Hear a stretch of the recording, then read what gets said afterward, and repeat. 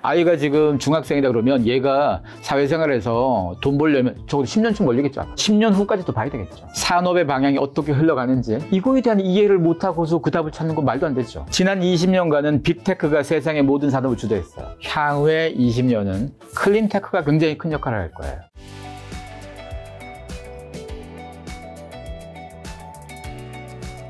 자, 지금 저출산과 학교 얘기 나왔어. 그럼 저출산으로 학생 수 사실 줄어들고 있죠. 그래서 대학교도 힘들어진다고 하는데, 인간 강사는 여전히 이제 고수익 직업이면서 킬러 문화인데 교육열이 굉장히 좀 아직도 뜨거운 것 같은데요.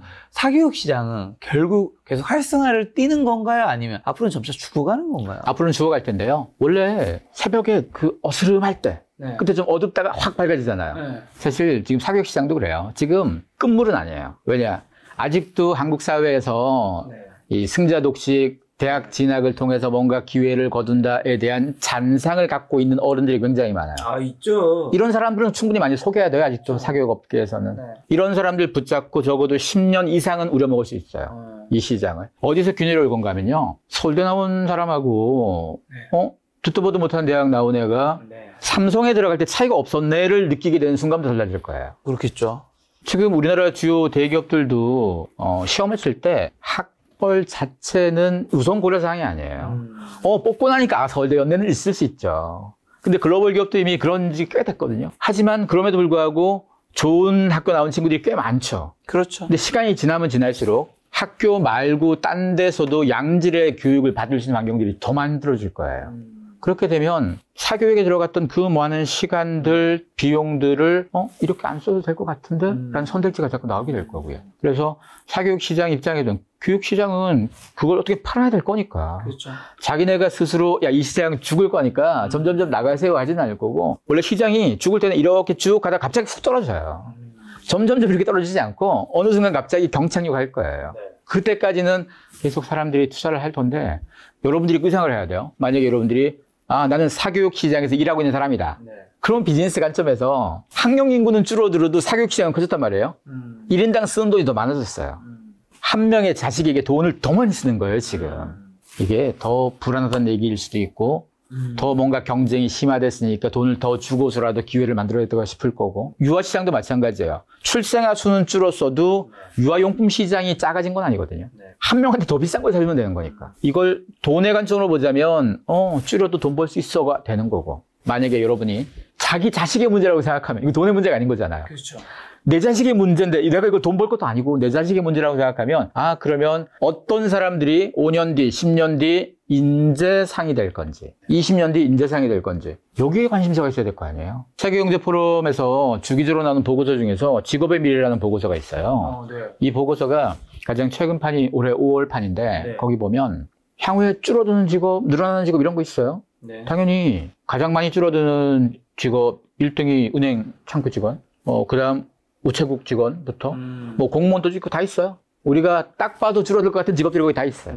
많이 늘어날 직업들 뭐 당연하죠. AI 쪽이라던가 빅테크에서 필요로 하는 어떤 역할들 다 거기 포진돼 있겠죠.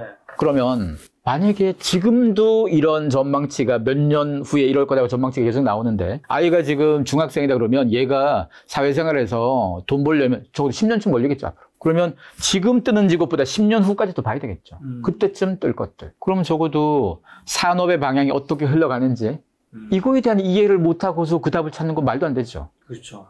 지난 20년간은 빅테크가 세상의 모든 산업을 주도했어요. 향후의 20년은 빅테크도 계속 끌고 가겠지만 클린테크가 굉장히 큰 역할을 할 거예요. 그게 뭐예요? 클린테크가 작년 라이프 트렌드에서도 굉장히 중요하게 다뤘던 얘기기도 하고, 클린테크가 기후위기 관련되는 쪽에서 환경에 대한 기술이에요. 이 기술이 왜 중요하냐? 제가 책 말미에 그런 얘기했어요. 폭염, 올해 더웠죠, 엄청? 더웠죠. 사람들은 올해 더웠어 에서 끝나죠. 근데 더우면 뭐가 더 필요해요? 에어컨? 에어컨이 필요하죠. 에어컨이 전기를 되게 많이 먹죠. 전기를 많이 먹는다는 얘기는 탄소 배출이 많다는 얘기예요. 그렇죠. 그 전기를 만드는데 탄소 배출 썼을 테니까. 우리가 더워진 이유는 탄소 배출량이 많아서 온실가스 때문에 더워진 거잖아요. 온실가스 때문에 더운데 이 덥다고 에어컨을 켜서 온실가스가 더 나오는 거니까 악순환 되겠죠. 근데 이제까지는 에어컨이 필요 없다고 생각했던 동네도 에어컨을 지금 사기 시작한 거예요. 전 세계가. 그러면 에어컨 대수가 앞으로 엄청 늘겠죠. 지금 전 세계 한 20억 대쯤 될 거예요, 에어컨이. 근데 2050년까지면 한 56억 대쯤 될 거다. 앞으로 한 20억 대 이상 더 팔아야 돼요. 그러면 앞으로 나올 에어컨들의 조건이 뭐냐? 온실가스 배출량이 엄청 작은 에어컨이 나와야 되겠죠. 전기 사용이 엄청 적은 게 나와야 되겠죠. 네. 기존 거랑 똑같으면 안 되겠죠. 안 되겠죠. 그럼 악순환 될 거니까. 빌 게이츠가 브레이크스루 에너지 벤처스라고 2015년에 만든 클린테크와 관련된 투자 펀드가 있어요. 네. 거기서 투자한 기업 중에 하나 블루 프론티어라는 기업이 그런 에어컨 만드는 회사예요. 2025년에 상용화를 목표로 하고 있는데 네. 그럼 그런 에어컨을 만들게 되면 그 에어컨이 에어컨 시장에서 굉장히 많은 영향을 가지겠죠. 왜냐? 수많은 국가에서도 다 탄소 감축에 대한 계획들이 다 있죠. 네. 그러면 탄소 감축을 시키려면 내연기관차 타지 말고 전기차 타 이렇게 하면서 유럽은 이미 규정을 다 만들었어요. 2035년부터는 유럽 어떤 국가도 내연기차 못 팔아요. 에어컨도 마찬가지일 거예요. 그런 제품이 나오면 일부 국가에서 법을 만들어가지고 온실가스 배출량 얼마 이상 되는 에어컨 판매 금지. 그러면 빌 게이츠가 투자한 그 회사 어떻게 되겠어요? 노나겠죠. 이게 클린테크예요. 지금 우리가 알고 있는 대부분의 기술은 아주 옛날에 만들어진 기술과 아주 옛날에 만들어진 제도의 근거지가 살아가는 거예요. 우리가 타는 자동차 지금 만든 게 아주 옛날에 만들어 놓은 걸 이어온 거잖아요. 내연이라는 걸. 근데 내연기관을 더 이상 타지 마. 이거는 시장의 판단이 아니에요.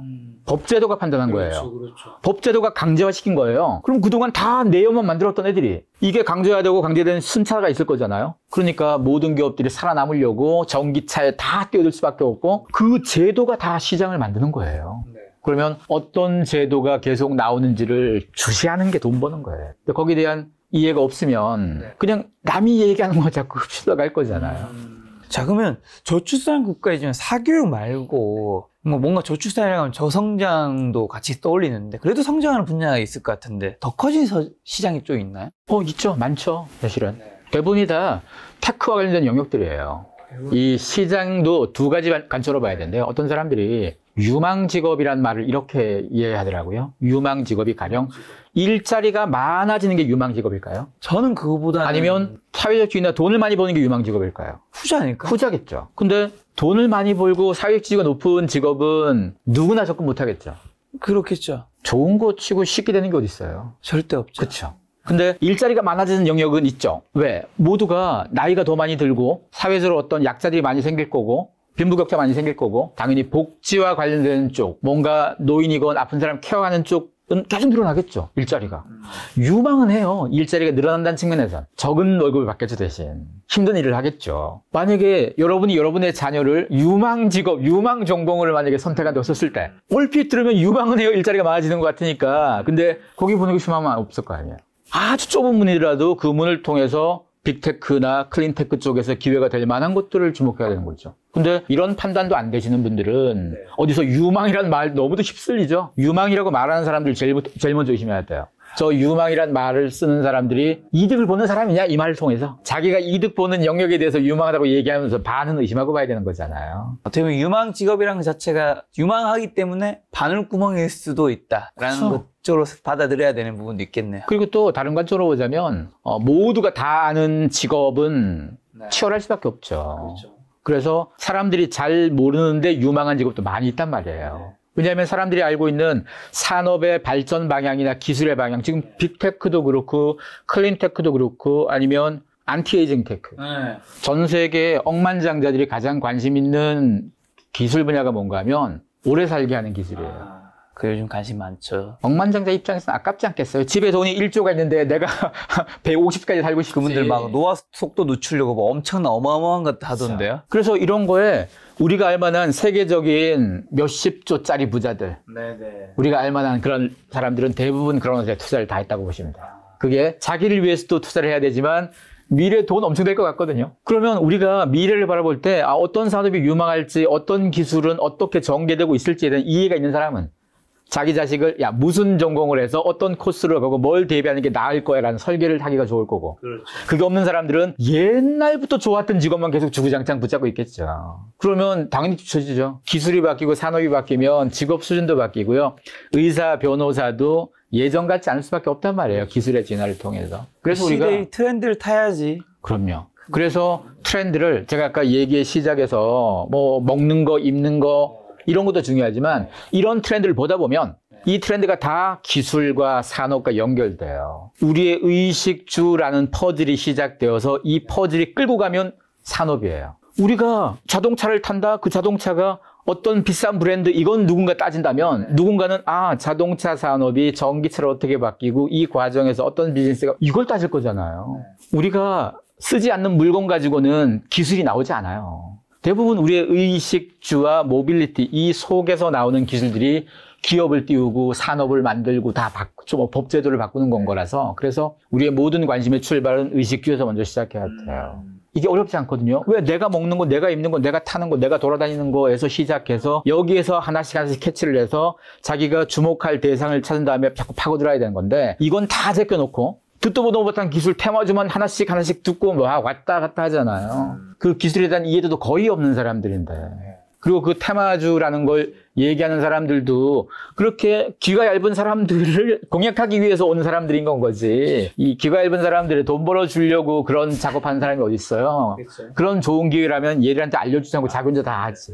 소장님이 알려주신 돈이 되는 트렌드 머니 트렌드 2024에 있습니다. 자, 지금 방금 전에 이제 의식주 얘기해 주셔서 제가 되게 관심 많고 한 맛집, 저 그런 거 찾아가는 거 되게 좋아하거든요. 제가 유일하게 돈을 아끼지 않는 분야가 먹는 거. 다른 쪽 돈을 잘 쓰지 않는데 맛집 카페에 대한 수요가 사실 몇 년 사이에 끊이지 않았는데 점차 시장이 커지는 이유랑 배경 뭐로 생각하세요 요즘에? 우리가 음식을 먹을 때 배고파서 먹는 사람하고 뭐 영양가 때문에 먹는 사람하고 이 음식을 내가 먹었다는 게 훨씬 미식의 경험을 하는 거거나 내 취향이 더 멋지다는 걸 드러내기 좋은 걸 먹는 거하고는 다른 거예요 완전. 영양만 생각하고 배고픔만 해결하는 거라면 싼 것도 많습니다. 근데 나는 미식도 중요하고 취향도 중요하고 내가 좀 잘 살고 있어를 보여주고 싶은 사람이다. 그러면 아무리 A라는 맛집이 맛있어도 이 맛집만 주구장창 가지 않아요. 하지 않죠. 왜냐? 똑같은 맛집을 계속 인스타에 올릴 수는 없거든요. 없죠. 그러니까 이 맛집 갔다가 저 맛집 갔다가 그렇죠. 새로운 맛집을 계속 오네요. 맞아.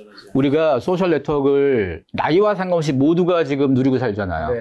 그게 과거에는 아주 유명한 사람들이나 사회적으로 뭐 어떤 명성 있는 사람들 그런 사람들이나 뭐가 뭘 좋아한다는 걸 그 사람 알았어요. 왜 인터뷰 때 나 저기 좋아해 이런 말 할 수 있으니까.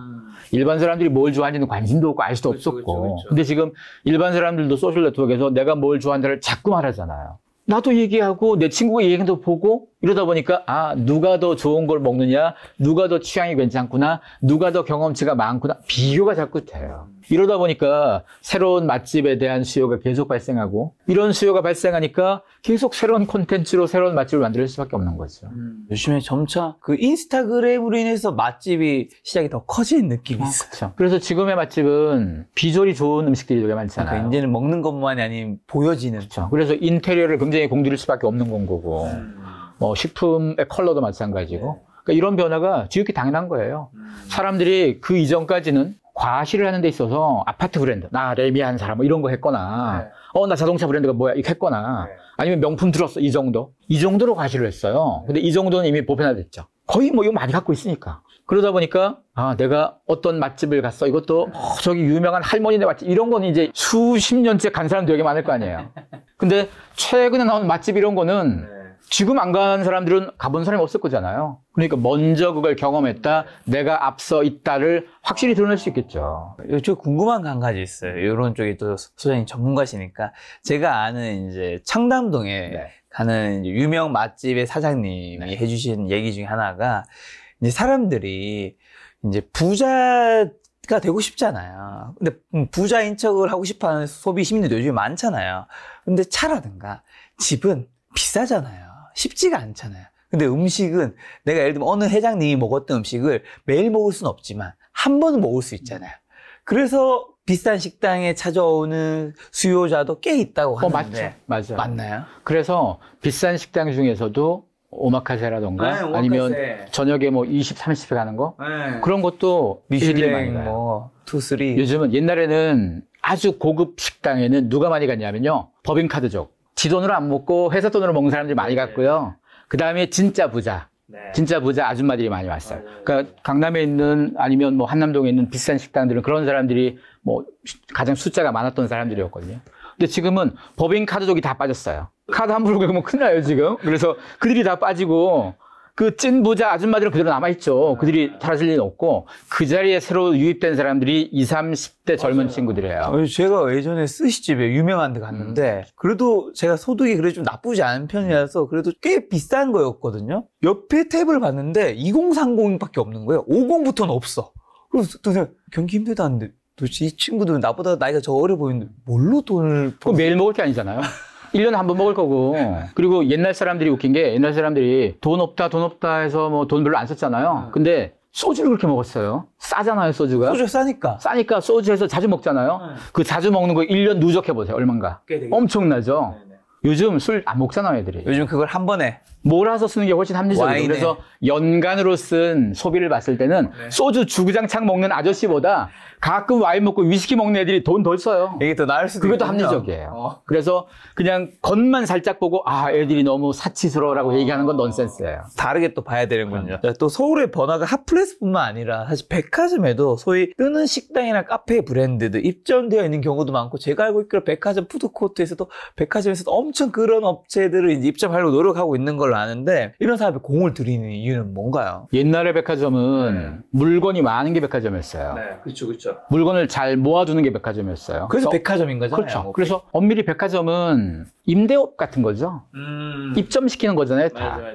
돈만 내면 입점할 수 있어요. 돈만 많이 내면. 근데 어느 순간부터 사람들이 물건을 온라인으로도 너무 사기 쉬워졌어요. 온라인으로 사기 쉬워졌는데 단지 물건만 사는 거라면 내가 발품 팔아서 저기까지 가서 사느니 집에서 똑같은 물건이 오는데 저길 가야 될 이유는 오프라인에서의 어떤 경험치가 존재해야 되거든요. 먹는 거는 거기 가야 되는 거잖아요. 거기 가서 먹는 거를 집으로 배송시켰을 때랑 다른 거죠, 그게. 그리고 먹는 게 음식만 있는 게 아니고 거기 분위기와 공간도 있잖아요. 친구를 만났는데 친구를 만나서 거기에서 먹고 뭐 수다 떨고 온 김에 뭐 좀 살까? 올라갔다가 내려올 수 있고 백화점에서 일종의 얼굴 마담인 거예요. 옛날에 백화점의 얼굴 마담은 명품 브랜드들이 얼굴 마담이었거든요. 지금은 오히려 그 먹거리가 더 얼굴 마담이 사실 그 되는 거죠. 대표적인 백화점이 여의도 더현대서울인 거잖아요. 여의도 더현대서울이 다른 백화점 대비해서는 그 명품을 많이 입점시키지 못했잖아요. 근데 그건 더 현대 여의도 점은 애초에 타겟 자체가 좀 젊은 친구들 하기 위해서 그렇게 했던 거고, 먹거리에 대한 부분들은 모든 백화점 라인업이 다 괜찮아요. 왜? 더 현대도 그 여의도만 공들이는 게 아니고 더 현대 다른 데도 다 비슷하게 공들이거든요. 다만 더 현대는 먹거리 말고 명품 빠졌어도 젊은 친구들이 재밌어할 만한 브랜드나 그런 컨텐츠가 되게 많아요. 맞아. 지하 1층 쪽에, 2층 쪽에 자주 가거든요. 그래서 그런 걸로 사람들을 끌어들이는 거예요. 기본적으로 백화점은 물건만 파는 쪽이 원래 시작했던 거죠. 뭐 영국이라던가 일본도 마찬가지. 대부분 백화점의 선진국들은 백화점이 대부분 좀 사양 산업이에요. 다 온라인에 좀 밀리고 있어요. 근데 한국의 백화점만 지난 수년째 계속 괜찮아요. 괜찮은 이유가 얘들이 일을 잘하는 거예요. 한국 사람들이 사치스러워서 그런 게 아니고 어떻게 하면 사람들이 백화점을 오게 만들까를 알아낸 거예요. 유럽이나 일본의 백화점보다 한국의 백화점들이 이 먹거리에 대한 설계를 굉장히 잘해요. 그냥 전통적으로 유명한 맛집만 들어오는 게 아니고 우리는 갑자기 요즘 뜬 거.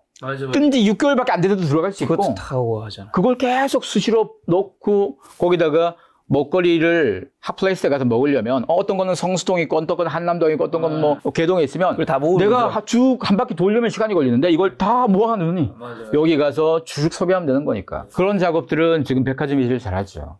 그래서 한국의 백화점들은 한국의 소비자들을 끌어들이는 방법을 안다는 거고 이 방법은 백화점 말고 다른 쇼핑 업계도 다 적용되는 얘기가 되는 거죠. 그럼 이런 푸드와 백화점의 그런 현상이 한국 백화점에서 유독 잘하고 있는 건가요? 아니면 세계적인 흐름인 건가요? 우리가 유독 잘해요. 세계적인 흐름도 맞기도 한데 우리가 유독 이걸 잘해서 성장을 좀 잘하고 있는 거고 왜냐하면 원래부터 백화점은 먹거리가 늘상 있었어요. 장보고 해야 되니까. 근데 우리처럼 이렇게 새로운 트렌드에 민감하게 반응해서 계속 이걸 수시로 갈아치워주고 인테리어 멋지게 투자해주고 하진 않거든요. 그래서 그런 부분이 지금 시대 사람들이 오프라인으로 백화점을 가야 될 이유를 찾은 거예요. 이런 작업이 없었다고 쳐보세요. 온라인으로 물건을 사죠. 뭐하러 백화점 가겠어요. 그래서 온라인이 득세하는 세상에서도 오프라인은 살아요. 어떤 게 사느냐? 그래서 럭셔리한 게 사는 거예요. 럭셔리한 경험들. 맛집도 싼 먹거리 파는 맛집을 끌어오지 않거든요. 대부분 다 이쁘고 멋진 것들을 다 끌어와요.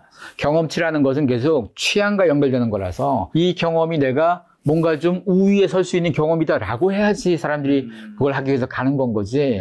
야, 이거 할머니도 하던 경험에 이런 거 갖고는 조금 둔감하죠. 자, 맛집이 사실 또 거기만 있는 게 아닌데, 이제 홍대, 익선동, 을지로, 한남동, 성수동, 사람들이 요즘 MZ세대들이 많이 찾아가는 동네들 많잖아요. 지금 MZ세대들이 가장 많이 주목하고 있는 동네는 어디고, 또 요즘에 새롭게 부각되는 동네는 어디 있나요, 요즘에? 동네가 많죠. 많은데 우선 성수동이 지금 가장 좋죠. 지금 성수동이에요? 성수동하고 그러니까 권역이 달라요.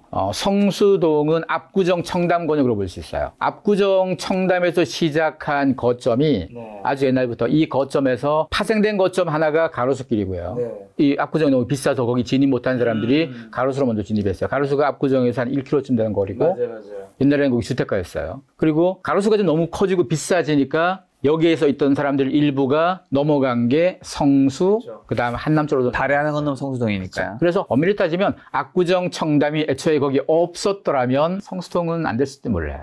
압구정 청담에 있던 사람들이 넘어간 거니까 청담에서 있던 자본들이 넘어간 거고 그리고 성수동에 있는 비싼 아파트들도 청담 이쪽에 살던 사람들 압구정에 살던 사람이 넘어간 건 거지 원래 성동구 사람들은 아닌 거거든요. 그래서 그 거점이 한동안 계속 갈 거예요. 성수가 아직 더 클 영향이 있으니까. 그리고 광화문으로 오게 되면 광화문에 삼청동이 있었고 삼청동이 2000년대 초반부터 좀 뜨다가 살짝 식었는데 최근 다시 괜찮아요. 삼청동 옆으로 뭐 가회동, 개동, 원소동, 뭐 서술라, 동술라 쭉 있는데 그 길들 있고 그 밑에 익선동, 을지로 자 이런 게 뭔가 하면 책을 보면 지도가 나와서 더 쉽게 이해될 텐데 궁궐 바운드리 안에 다 갇혀있는 동네들이에요. 서울에 경복궁, 창덕궁, 창경궁, 뭐 종묘부터 덕수궁까지 있잖아요. 궁궐에 가로막혀 있다는 얘기는 뭔가 하면요. 궁궐 근처는 개발 제한이에요. 아파트 못 쳤어요, 이런데. 구도심이잖아요. 이 근방 궁궐 있는 이 동네는 조선시대 때도 사람들이 많지 않았겠어요, 여기? 조선시대 핫플레이스였겠죠? 그렇죠. 근데 그 뒤로 계속 개발을 못 했어요. 뭐 대형 빌딩 정도만 들어섰다 뿐이지 거기에 상권으로 할 수 있는 한계가 좀 많았었거든요. 그러다 보니까 옛날 건물이 있죠. 한옥도 많이 남아있고 낮은 건물도 많이 있고 강남을 비롯해서 이런 신도심들은 나중에 다 개발된 거죠. 왜? 처음엔 다 빈 땅이 없으니까. 그러니까 큰 거 짓기가 쉽죠. 근데 구도심은 큰 거 못 짓죠. 이미 빼곡히 있는 데다가 이거 걷어내기도 쉽지 않고 복잡한 과정이 있으니까 그래서 보통 기존 건물들을 재생시키는 작업이에요. 우리가 한 2000년 되기 전까지 뭐 90년대 뭐 이때까지는 큰 건물이 제일 멋있었어요. 사람들한테. 우리가 못 살던 시대였었으니까. 부시고 새로 짓는 걸 제일 좋아했었어요. 근데 이걸 너무 많이 본 거예요, 주변에서.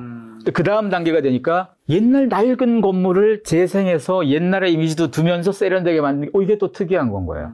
주변에서 못 보니까. 대부분 사람들이 아파트에서 나고 자라는 사람들이죠. 지금 20대, 30대까지는. 평생 아파트에서만 산 사람들 입장에서는 골목도 처음 보는 거고. 근데 옛날 골목이 있는 동네들이에요. 요즘 나오는 이런 도심 재생시키는 구도심들이. 그러니까 그 골목에다가 뭔가를 만들고 오밀조밀하게 해도 이게 콘텐츠가 되는 거죠. 그렇죠. 오히려 나이가 많은 사람들은 익선동도 그렇고 을지로도 그렇고 요즘 뜨는 이런 동네에 가면 불편하실 것 같아요. 이거 뭐가 볼 게 있어. 나는 막 큰 빌딩, 막 유리건물 이런 거 더 좋다고 할 수 있어요. 왜? 그들이 살던 세상에선 옛날에 이미 본 거거든요. 옛날에는 낡고 한옥 본 거였는데 그러니까 우리가 늘상 접하던 건 익숙해지면 멋진 거 몰라요. 근데 우리 모두가 유리건물, 빌딩 많이 보다 보니까 이제는 이런 게 멋진 거예요. 이거 우리만 그런 게 아니고 뉴욕도 그렇고 런던도 그렇고 파리도 그래요. 왜? 모든 도시는 도시가 처음 시작된 게 확장이 되면서 초기는 구도심이 되는 거예요, 다. 구도심은 대부분 개발에서 한계가 굉장히 많아요. 그래서 신도심으로 다 개발한 다음에 돌아오니까 구도심이 그대로 형태가 유지되어 있으니 이걸 계속 도심 재생시키는 거라서 이건 서울뿐이 아니고 뭐 부산도 그렇고 우리나라의 광역시급에서도 새롭게 뜨는 동네들은 대부분 구도심의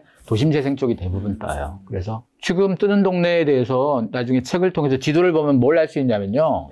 2000년대 이전에 떴던 동네와 2000년대 초반에 떴던 동네와 최근 2010년대 후반, 20년대 요즘 뜨는 동네가 색깔로 구분시켜 놨거든요. 이걸 보시면 붙어 있어요. 우리가 동네 이름만 들었을 때는 서로 각계 서로 다른 동네라고 기억할 텐데 지도로 보고 보면 다 오밀조밀 모여 있잖아요. 즉 뜬금없는 동네가 갑자기 핫플레이스가 될 가능성은 없다는 얘기예요. 기존의 핫플레이스 인접권이 계속 연결되는 거라서. 왜냐면 우리가 놀러 갈 때도 가령 삼청동에 왔다. 여기 본 김에 바로 옆에 있는 가해동도 가고 원숭도 가는 건 거지. 맞아. 삼청동 왔다. 갑자기 저기 영등포 갔다 하진 않거든요. 맞아. 그래서 원래부터 유동인구가 많고 교통도 좋은 데다가 핫플레이스가 됐던 근방이 개발하기가 훨씬 좋겠죠. 이거 한참 갈 거예요.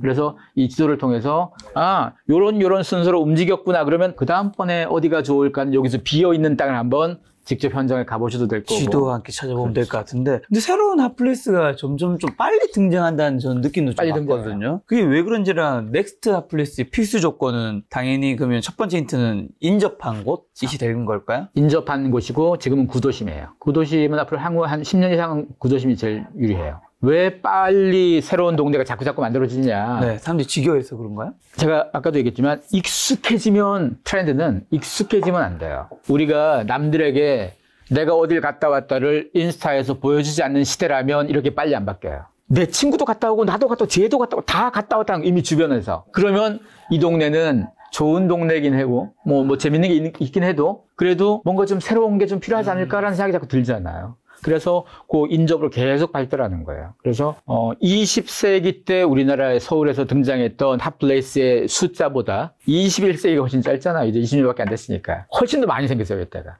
그래서 빨리빨리 많이 생긴다는 얘기는 이걸 다른 관점으로 보자면 기회란 얘기겠죠.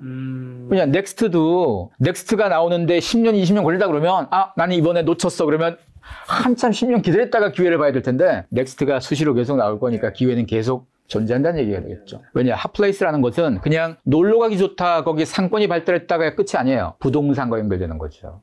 부동산과 연결되는 거다가 사실 거기에 들어가는 콘텐츠라던가 연결되는 이 돈의 영역들이 굉장히 다양해요. 그래서 동네 하나를 잘 발굴하면 많은 걸 얻을 수가 있어서 요건 사실 한번 잘 들여다보면 좋고. 제가 아는 분은 뭐 이제 음식점이라든가 이제 술집이랑 카페 같은 것들을 할 수 있는 분인데 어느 뜨지 않은 지역에 가서 그 동네에 이제 본인이 몇 개 가게 여러 군데 다른 또 아는 분이 뜨게 만들고 거기서 이제 거기 당연히 건물값이 올라가잖아요. 그쵸. 그래서 본인은 빠지고 이제 또 다음 들어간다고. 그렇죠. 그런 분들이 꽤 있어요. 그래서 아예 어떤 분들은 여기 다음 되겠다 싶으면 그 동네에 가서 건물을 산 다음에 누구 임대 드려야 될 거 아니에요. 면접 봐요. 돈으로 하는 게 아니고 누가 월세 많이 낼 대로 하는 게 아니고 야 월세 깎아줄게. 대신 제일 특이하고 재밌는 애 있으면 내가 받아줄게. 왜냐면 그 동네 랜드마크가 될 수 있단 말이에요. 뭐 어떤 재밌는 가게 하나 봐줬더니 얘가 그 동네 유명 가게가 돼버리면 이 건물의 가치가 완전 바뀌는 거니까.